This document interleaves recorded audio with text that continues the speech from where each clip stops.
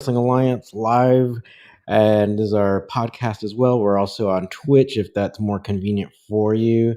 So go ahead and check us out, Catch Wrestling Alliance, on all those platforms. So wherever you get your podcast and whatnot. So here we keep real wrestling alive.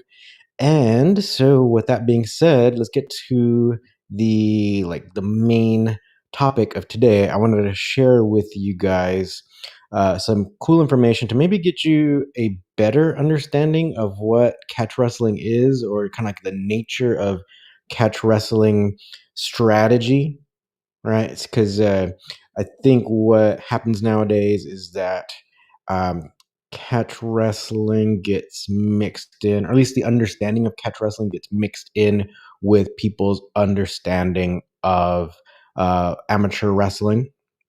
And also to say, like, nowadays, a lot of people are seeing not only amateur wrestling being having such a very short time limit, we're seeing grappling have short time limits. So there are some like sub only events that have like a 20-minute limit, and there's been actually one thing that I really agree with the infamous, right? So the kind of very popular jiu-jitsu grappler Gordon Ryan. A lot of people love him, or a lot of people hate him. Whatever you believe, kind of doesn't matter because I just want to let you know about something that he said that I agree with. He has been arguing for 30-minute time limits for sub only matches, and I totally agree with that, because then you can implement what I'm talking about today, right? So, Farmer Burns and the speed of wrestling. So, what do I mean by that, right? So, it doesn't mean that you can't be fast, right? Because there's all these reports about, so like even Frank Gotch being very fast, getting to certain techniques very, very fast. So, it doesn't mean that you're not fast, right? Or that wrestling is something like what we see today in modern freestyle and folk style, right? So where someone wants to do something really fast, but usually it doesn't necessarily result in a pin. It might result in getting points somehow, right? So getting to that leg lace really quick so you can roll the person over as many times as you can, then you can win by points, stuff like that. So catch wrestling was not a point game. There were no points, and you actually had to beat somebody. So there was no time limits also. And with that being said, then you had to realize that, or people have to remember that a lot of these matches were about an hour long, right before you got to the first fall, right? So the first win. So some matches were agreed upon to have like best of three falls, or best of three wins. So you had to beat the person 2 out of 3 times. Some weren't. Say like the really famous match that you can find on YouTube, right? Or Joe Stecker versus Earl Caddock in Madison Square Garden. That was only one fall, and so that was actually I can't remember exactly the time that it took, but it was over an hour, I believe. But anyway, that was a one and done type thing. So it was usually what the wrestlers agreed upon, and I kind of like the one and done type thing, because like this best of three, it's kind of overkill. Because especially it's not going to be kind of like exactly the same, like especially if you had like a really long first fall, and then you had to come back for potentially two more. Right? That's um, anyway. So I'm not the biggest fan of that, I guess, because usually I like to see who wins first, and that kind of is most important to me, in my humble opinion. But let me go and get you some of the quotes that I want to share with you from Farmer Burns, to kind of illustrate for you guys what I'm talking about with regards to the speed of wrestling. So yeah, you do want to be fast, right? So you want to follow through. Ultimately that means following through on your techniques, trying to uh, get that takedown, get control, use those other techniques like the Nelsons and all these different types of techniques to try to go for a pin, or you can try to do reversals to see if you can't follow through to a pin of yourself to reverse that person. Um, so um, doesn't mean you don't doesn't mean that you're not fast, but kind of what you want to be doing is making sure that you slow the other person down, or you want to make the other person slow, right? Because if you don't have a time limit, then you can be using the strategy of wearing the person out. And that is actually what lesson 10 of Farmer Burns, like his correspondence courses, and lesson 10 of wrestling. So I'll show you. You can find, actually, this is I'm reading out of his correspondence courses. You can find it all together. Someone put them all together. Let me see if it has a publisher, or well, not really the publisher, but the person who ever put it together. It's like I think it's like Strongman, yeah, Strongman Books. So they collected all the correspondence courses and put them all in one book, and so you can get that. And actually, you can probably get it on Amazon and all that. All right, so let's go ahead and hear from one of the goats of catch wrestling, Farmer Burns, and what he wrote here. About wearing your opponent out. Right? He says one of the most effective ways to wear your opponent out is to compel him to carry your weight as much as possible. Right? So imagine a freestyle match, right? So if you guys watch freestyle, if someone does get a takedown, um, they usually call that kind of like that parterre position, where the person on bottom, they tend to flatten themselves out, try to make themselves as flat as possible, and they try to wait until the referee stands them back up. That doesn't happen in catch wrestling. If you want to get back up, you have to get yourself back up, right? So imagine if someone tries to, like how Farmer Burns is saying, like you want to put your weight on them and make them bear your weight as much as possible. You just can't do that in freestyle, because you'll get stood up after about 10 seconds, right? So again, I guess maybe I'm just trying to show you guys the differences between what we see today in amateur wrestling and catch wrestling, because they are different, and actually in many ways they're very different. So just kind of think about, like, if you're coming from a amateur wrestling background or perspective, these things are different, right? So sometimes you can't quite put your understanding of freestyle or folk style into your understanding of catch wrestling, because it might not match up, or it might not sync up, right? Okay, so we'll continue, because there's a couple paragraphs that I think you might find interesting here. When standing on your feet or on the mat, throw your weight on his neck and shoulders dozens of times. In fact, whenever you can. Also, when working on the mat, follow the same practice. Drop your full weight on his back, head, or shoulders many, many times. And the effect after 15 to 20 minutes will really be wonderful. You can no doubt take a sack of wheat and lift it quite easily the first time, but if you keep lifting it again and again, you will find after 10 or 15 minutes work that your strength has already left you. For example, if you would lift 100 pounds 10 times, you have lifted 1,000 pounds, and if you should lift it 100 times, you have lifted 10 tons. And you must admit that is enough to tire almost anyone. Right. So what do you think? Hopefully this kind of gives you guys a understanding, or at least a better illustration of what, like, kind of like even Farmer Burns here said, uh, the effect will really be wonderful by making someone bear your weight. But in amateur, this kind of strategy just is virtually impossible, because they're going to stand you back up if nothing happens.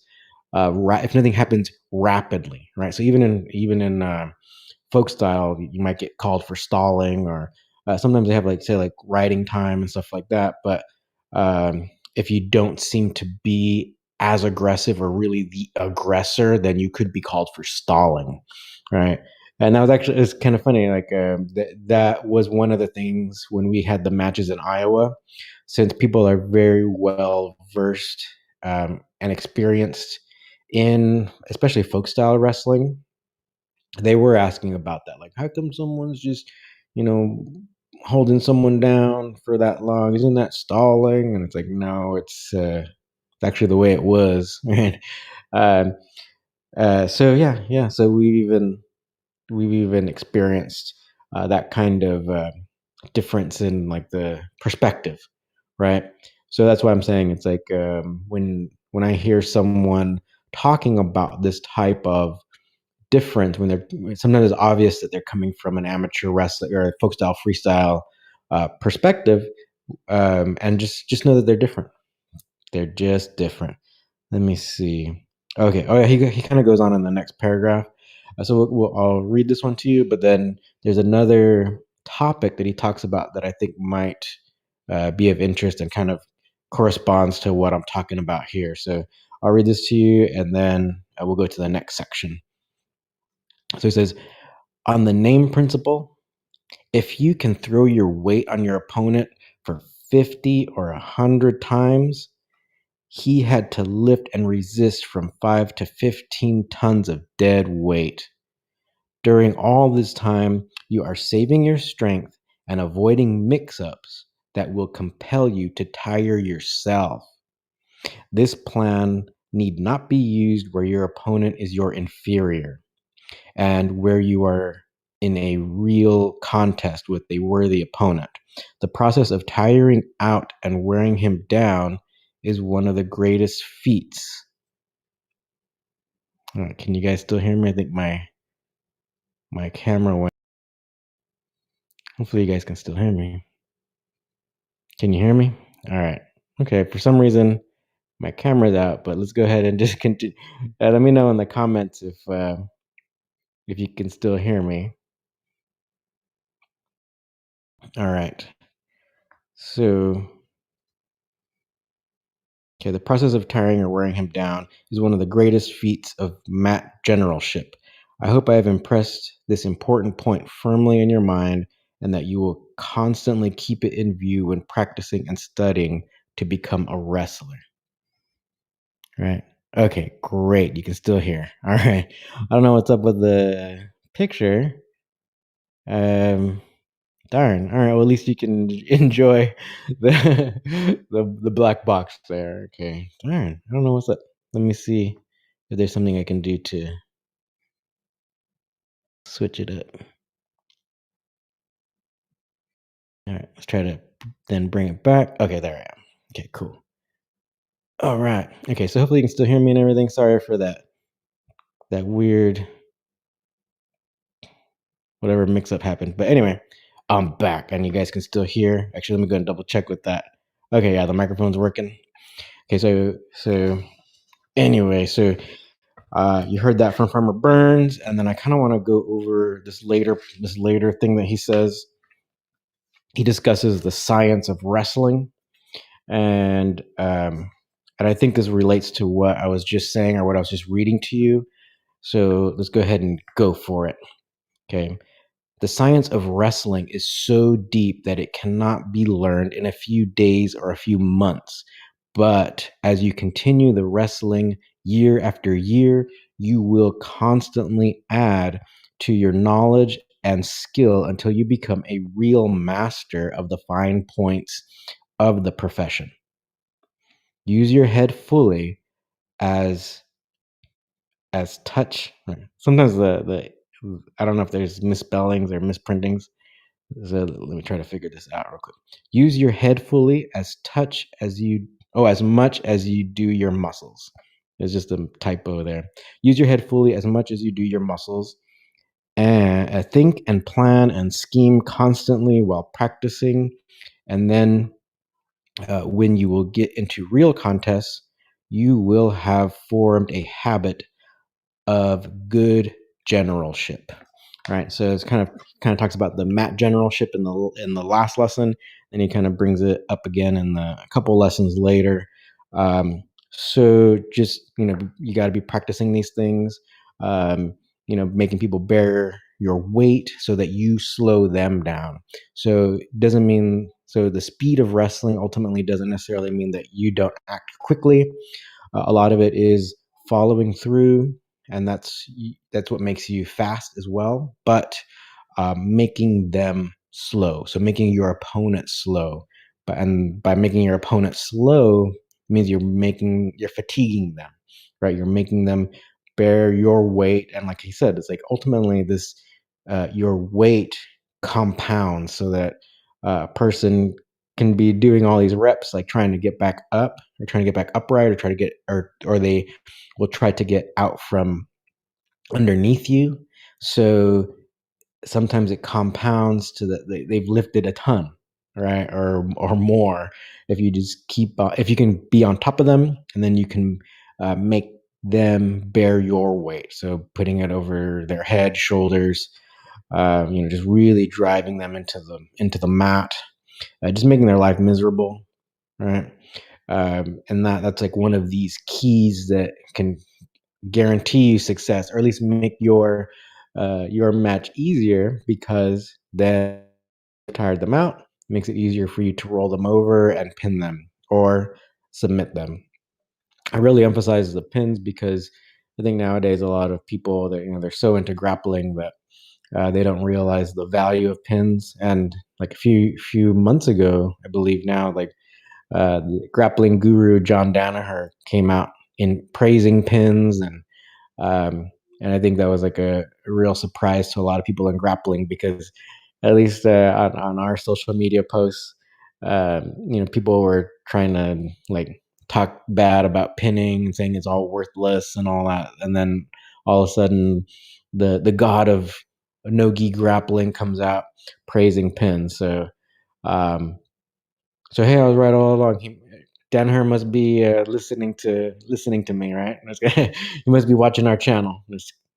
I'm just kidding. I don't know what he's doing, but it's nice to get validation from someone that is well respected in the jiu-jitsu community or in the no-gi grappling community. And catch wrestling principles, they work.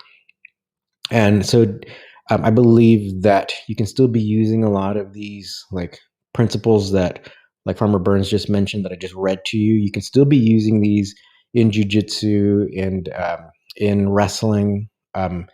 But it is harder, especially in amateur wrestling. But at least in jiu-jitsu, since it's a little bit more free, where they're not necessarily going to be standing you back up, you can apply it even a little bit more in no gi, probably even in gi too. But gi is actually kind of like they kind of slow each other down just by grabbing onto the clothes and stuff. It's not necessarily the same thing where you're grabbing them and then weighing them down, because a lot of times maybe the person who's on the bottom is actually grabbing the clothes and trying to pull the person down on top of themselves, right? So that's a little bit different. But in no gi, you can probably use these types of techniques or this type of strategy, especially if you're in longer matches. But even in some of the shorter no gi matches, like the from 5 to 10 minutes in length, you can still be doing some of that stuff. I attended one of those fight to win events that was in Los Angeles. I think it was like a couple years ago now, but uh, one of the grapplers, I can't remember the match, but it seemed the guy seemed to be a little bit more wrestling oriented, and so then he just was able to just stay on top and just try to keep a lot of downward pressure on his opponent, and he was able to win that match. I believe uh, I forgot who it was against, but it looked more like a wrestler who knew. Actually, I know it was like a wrestler who knew a lot of jujitsu. So, or at least a jujitsu person who was approaching nogi at from more of a wrestling perspective. I wouldn't say this person was a catch wrestler, but anyway, it the person still won the match, and that's all that matters, right? So, um, okay, so let's go ahead and get to some of your guys' questions and comments, right? So, Robbie Burrows, thank you so much for watching, and thank you for helping me out with or letting me know that you guys can still hear me. Uh, Jawar, greetings from Portland. Yeah, hey, greetings from Los Angeles. Um, Thank you for watching, and maybe, hopefully, one day I can get up to Portland. Even though it's kind of funny, we're on the same coast, but our coast is actually so huge. United States is a very large country, so even though Jawar and I are in the same coast, he's actually very far away. And driving would take many, many hours to get to Portland.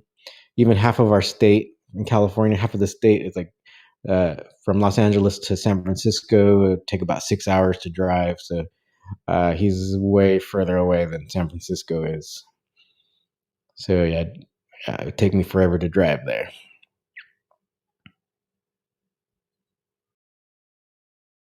Oh, Poland. Sorry. Okay, thanks. So Robbie cleared that up. Yeah, actually, I, I'm so USA centric that I just assumed that it was Portland instead of Poland. So excuse me for that. So Poland. Okay, all right. So yeah, I do have relatives from Poland. So yeah, yeah. I don't speak any of it. But so that's definitely I definitely can't drive there. So definitely would have to fly. So hopefully I can go to Poland one day also. I like traveling. Um yeah. Yeah. I've tried a bunch of different um I've tried a bunch of different foods from my relatives. It's actually my brother-in-law who's Polish, and yeah, he was born in Europe. The mom and all everyone immigrated when he was young to the United States, and so that's how we ended up, becoming family later on because they came here. Um, yeah. Okay. So, um, yeah. So yeah, if you guys have any questions, just let me know. Um, yeah. Sorry about the confusion. Portland and Poland. I just sorry. Just at first glance. It just messed it up there. Okay, so Adriano Ramos. I met many BJJ guys, and most of them don't know what catch wrestling was. Yes, Adriano, it is true. Right. So we're still kind of like fringe, really. We're hearing, like, or at least I'm seeing more and more people, even some more and more big time jujitsu people mention catch wrestling. So at least like the name or the name recognition is kind of it's growing, definitely, but I think the understanding of what catch wrestling is still very very few and far between really understand what it is. So that's one of the reasons why I am that's what I like say, like right now, like this lesson today, because I think a lot of people when they hear wrestling, then maybe they think of like amateur wrestling, folk style and freestyle, and then they try to apply that to their understanding of what catch wrestling is, but there's still a difference, and actually a big difference. And these two styles, even though folk style and freestyle came from catch wrestling, and freestyle used to be called amateur catch as catch can when the Olympics started again. But there's still a lot of differences. And then year after year, as more rules got added, or more techniques got taken away, or time limits became shorter and shorter, then strategies changed in these two different styles, right? So even though they're offshoots of catch wrestling, they are still they're a different game now, right? So even though the roots are still there, you can't quite approach catch wrestling from that freestyle folk style perspective, even though they both are great styles in themselves. All right. So, and then that's the other thing. Then, like people in nogi, they might think like, oh, well, they might see some submissions from catch wrestling, and then they might think they understand all of catch wrestling when, like that, there's a huge reliance on pins, or there's a huge emphasis on pinning. Um, that a lot of people, at least in my experience, when I'm around people who do nogi jujitsu, um, they kind of get that disconnect. Maybe they've heard of catch wrestling. Actually, I know a lot of people who have heard of catch wrestling.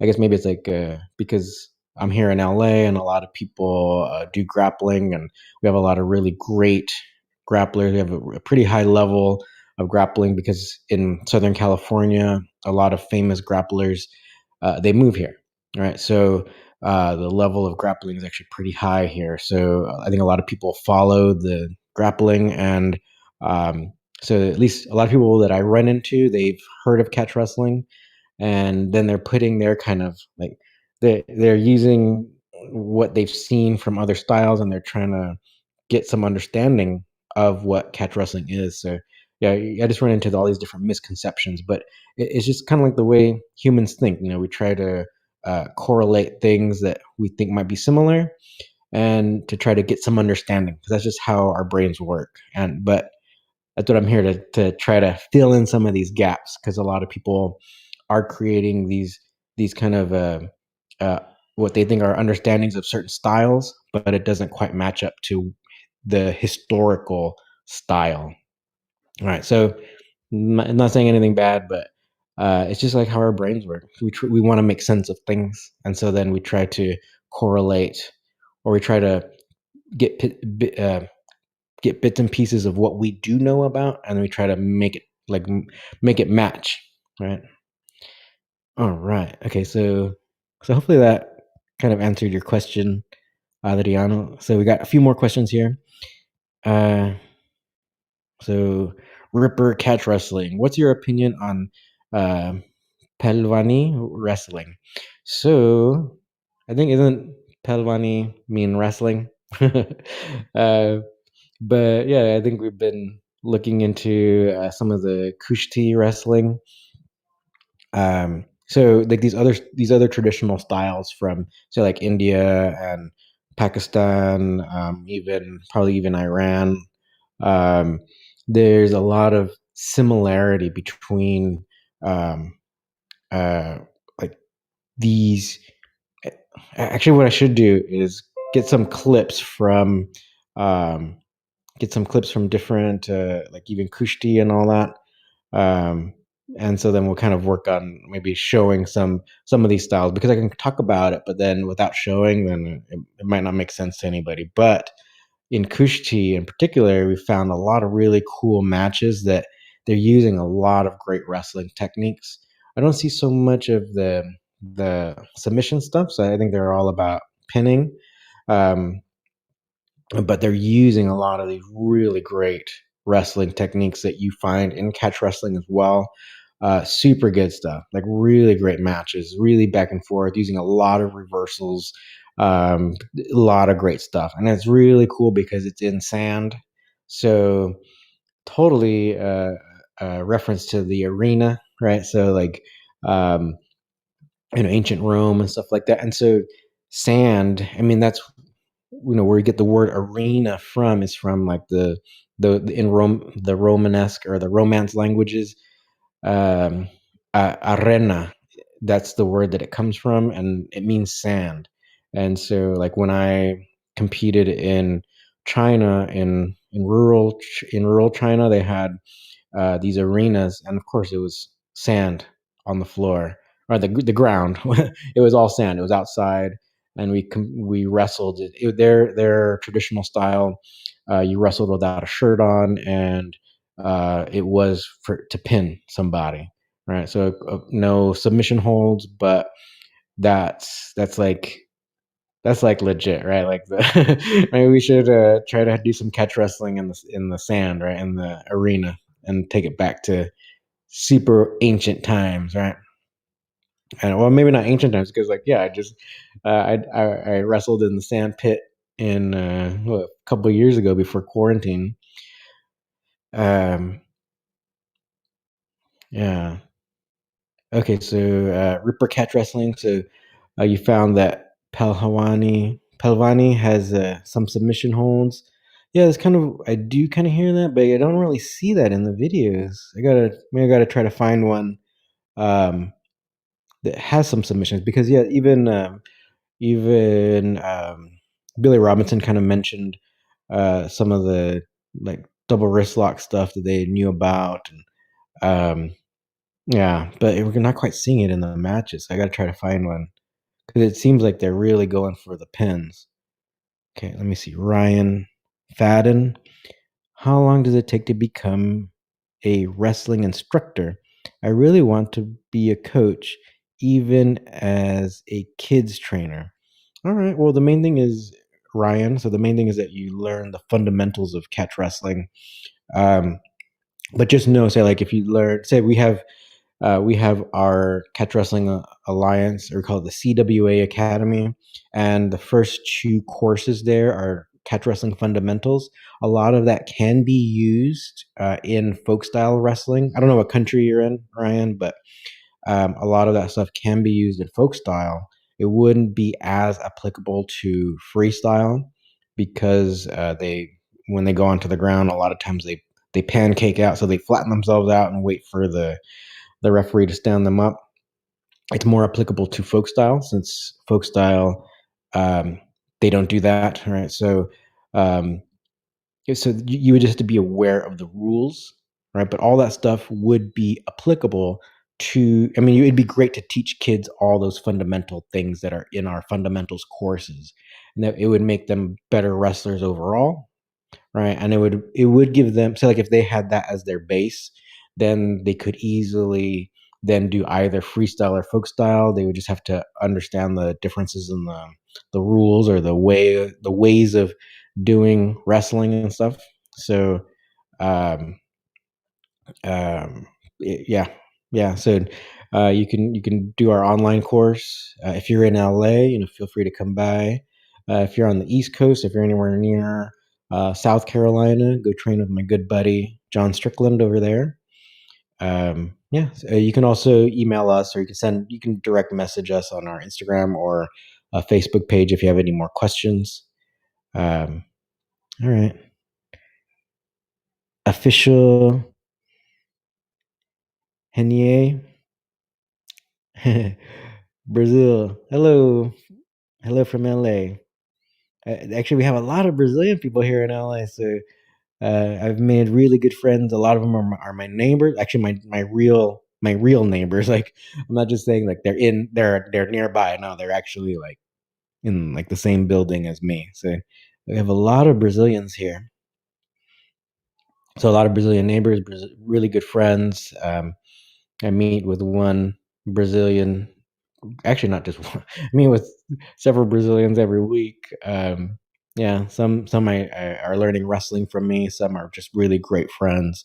So there are a lot of great Brazilians out there. So hello, hello. Hopefully we can go to Brazil one day. That'd be great. Ryan Fadden. I'm in Japan right now. All right. Well, cool. Hopefully. Thanks for staying up. It's kind of late. It's late for you right now, right? um, yeah. So that would be the thing. So then I think maybe in Japan. Well, I think in Japan they wouldn't necessarily be doing the folk style. They would be focused a little bit more on freestyle because folk style is more of a U.S. centric thing. That's like what we do in our schools, and that's what it's kind of weird because a lot of people in the United States, um, they want to abolish the folk style because we're the only country that does it. But I believe that's one of the reasons why in MMA we have a lot of like great American MMA fighters because of the folk style over the freestyle, because that's a little bit more like fighting, in my opinion, right? Because in a fight you don't want to just lay flat face down.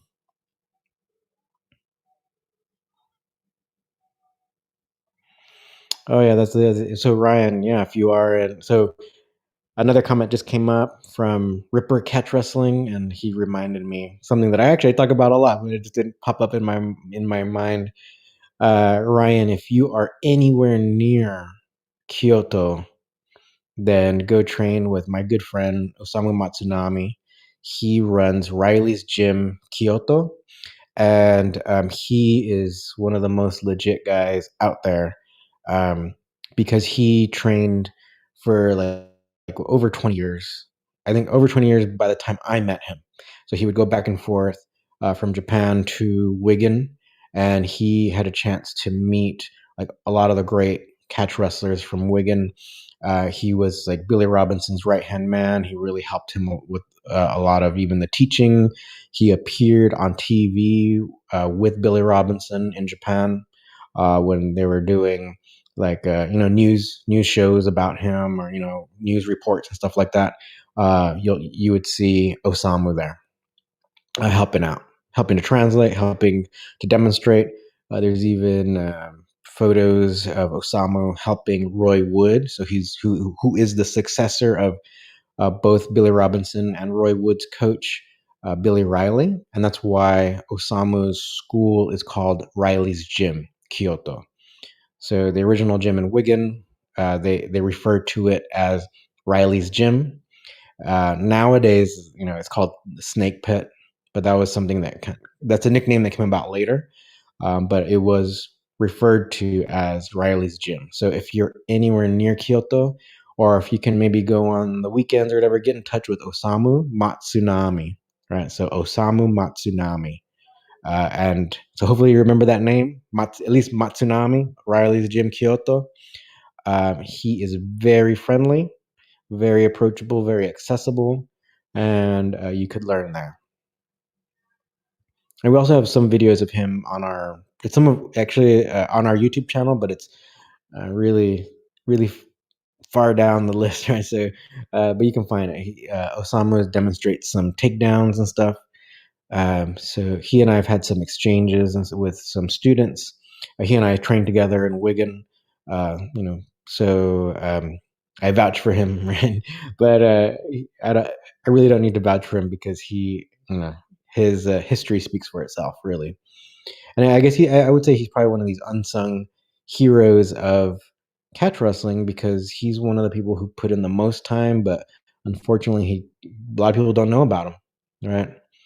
So hopefully you are somewhere near there. But I guess when you said Japan, I kind of just assumed Tokyo because that's where a lot of people are, right? It's an actual major city in the world. A lot of people live there. All right. Okay, so Puko 66. Where to learn in Maryland? Maryland. I'd say if you can go south, man, go to John Strickland. You know, on the East Coast, it's pretty tiny compared to the West Coast, right? So you guys is way closer than me driving to San Francisco, I believe. So see if you can't maybe even go on the weekends or whatever. Ask John if you can do some training, like private training or whatever. I believe he has access to a school there, or access to at least he set up a room with mats. I don't know where that is. He could have been. I don't know. He was teaching at a school, and I believe he might also have like a move to a facility that he uses only like for himself for his. So I think he has like his own facility now. Um, so I believe he might be able to train you whenever. So contact him. You can contact through Facebook. That's American Hook Wrestling. So just look up American Hook Wrestling, and that's John Strickland. So he's the legit guy on the East Coast.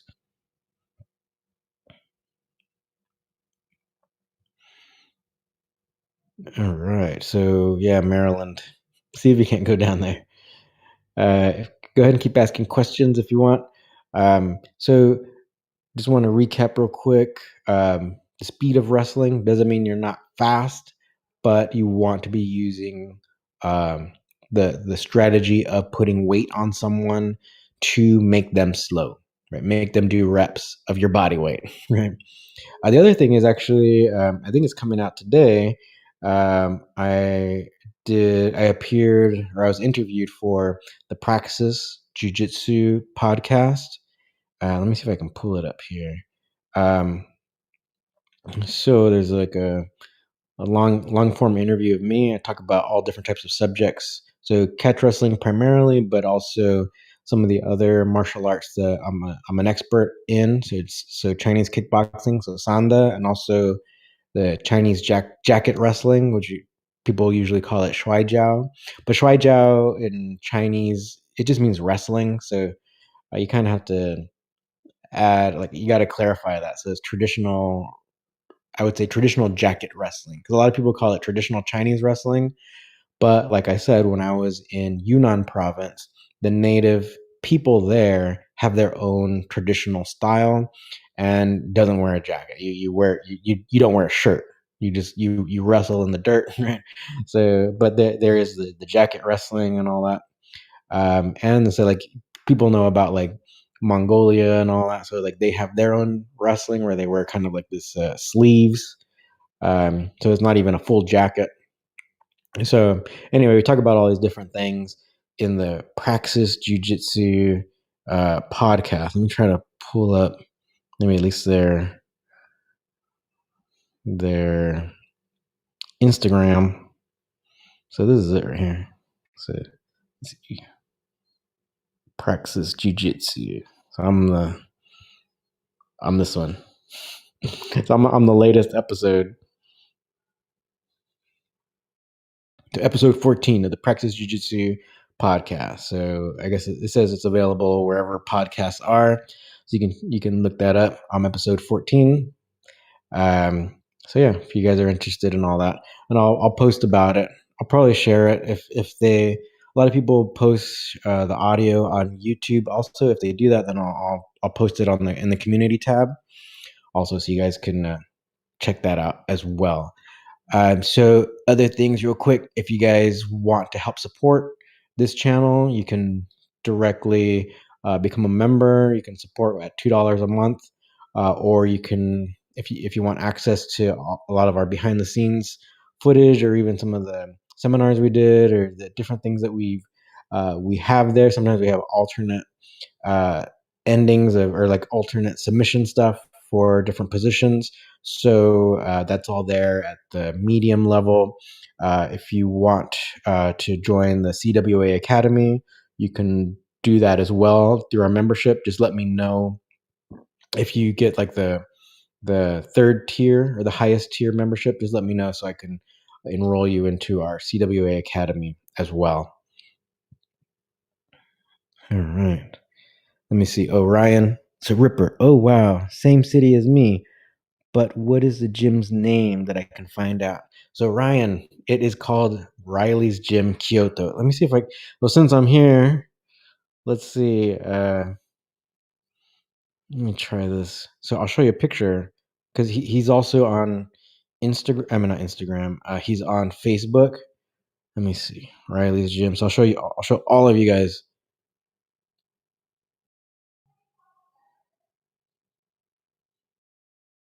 Yeah, Riley's Gym Kyoto. See, there's a good picture of the. So let me show you here. Riley's Gym Kyoto. Let's see, there's a good. Yeah, Riley's. But it says, yeah, Riley Gym Kyoto. But it's based off Riley's gym. Yeah, Riley Gym Kyoto.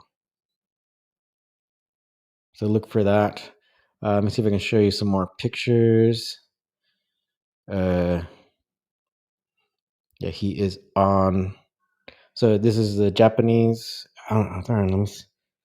The camera's not letting me show you the Japanese. But let me see. But his what was cool is that his gym, I believe, was designated a like historical landmark. Oh, here it is. So hopefully you can see this picture. So the light, the camera. Camera's not showing the image very well, but hopefully that helps. Right. Oh yeah, maybe we can put a link also. But anyway, just the Riley's Gym Kyoto. And so you can find it on Facebook. Yeah, I'll try to put a link in the description below as well. Oh, but so yeah, actually the website I guess is RileyJimKyoto.is, mine.net. Also, RileyJimKyoto@gmail.com. So RileyJimKyoto@gmail.com. So that might help as well. Yeah. All right. So hopefully you find it. You can also, again, if you don't find it, you can message us, and then we'll send this information to you directly. Yeah, Osama's a really great guy. All right. So I think we'll go ahead and call it a day here. I wanted to, so hopefully you guys understood like my point of view or my perspective about showing what they're the difference between the philosophy of catch wrestling and like amateur wrestling and even like modern day no gi. I don't necessarily consider gi as you know, uh, like I said, like when we talk about slowing someone down, usually in gi it's like hanging on to the clothes and stuff like that. So that would be a little bit different, right? All right. So thank you everyone for watching. Really cool to know that someone was watching from Japan. Um, and Poland. Right? Sorry, I thought it was Portland. But yeah, thank you everyone, and Brazil. Okay, all right. So keep real wrestling alive, and we'll see you next time.